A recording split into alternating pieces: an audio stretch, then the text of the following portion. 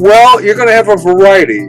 Again, you have a variety of things going on. Let's say Hebrew roots movement, for example.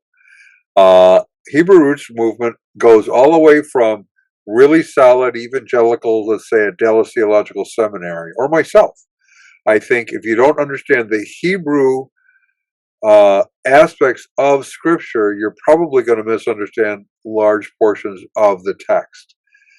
For example, the book of Acts, predominantly, you have zero Gentiles in the first 9 chapters of the book of Acts. It is all Jewish, about Jews and Jewish stuff in fulfillment of Jewish prophecy, right? So if you understand that, now you can understand what's going on. You can start applying it into your church life. All the way to the other end of the spectrum of the Hebrew roots movement is that we have to, as Gentiles, change our name to Jewish sounding names, start keeping the Sabbath and the Ten Commandments, and live like Jews. They don't regard Paul as anything other than a usurper, and salvation is by our own works. So, in that sense, you have a large group that would be a cult group, or another religion, really. It's another religion. It's not just a cult, it's another religion on the far end of the spectrum. So they distort who Jesus is. So we're back to that question. Right. Same with Hinduism or Buddhism.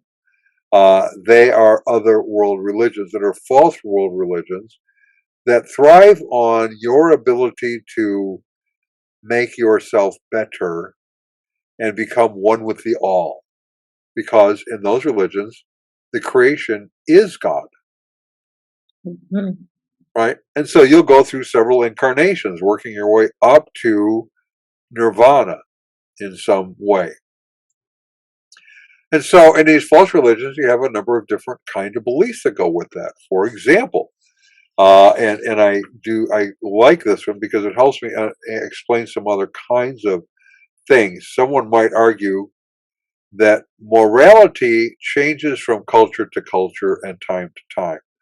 And so their idea by saying that is morals are not absolute. Now, we're talking about other world religions here, and I'm going to demonstrate two things by talking about other world religions. That is this. What we discover is we really all have the same moral values. Doesn't matter when you live or where you live. What happens is that we work them out in different ways. So, in America, we like beef. I mean, McDonald's, 100 trillion sold, right? Yeah. We are in love with our beef. In parts of India, they don't eat beef. Jainism, for example, they wear gauze on their mouth. They sweep as they walk, so they don't step on a bug or inhale a bug, and they don't eat beef. Mm. Now, and for them, that's a moral decision. For us, it's not a moral decision. Beef is fine. Here's where it comes into play, where false religions break down and where we understand that morality comes from God and all of us have the same basic set of moral values regardless of where you live. And it is this, here's the reason. Why don't Jains eat cows? Because for them, the cow is grandma reincarnated. Um. And in America, we don't eat grandma. And in India, they don't eat grandma. So we both agree that it's morally wrong to eat grandma. We actually agree on the moral value.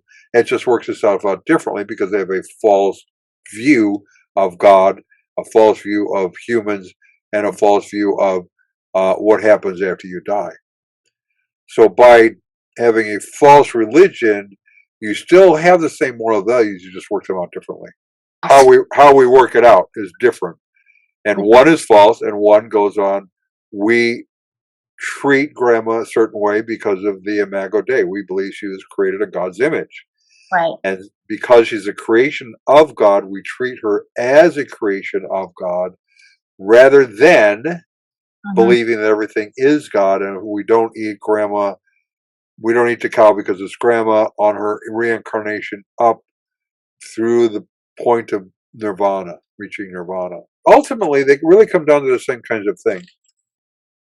What do they say about who Jesus is? What do they say about who man is? What do they say about the cosmos? What do they say about how we as man interact with the cosmos and God?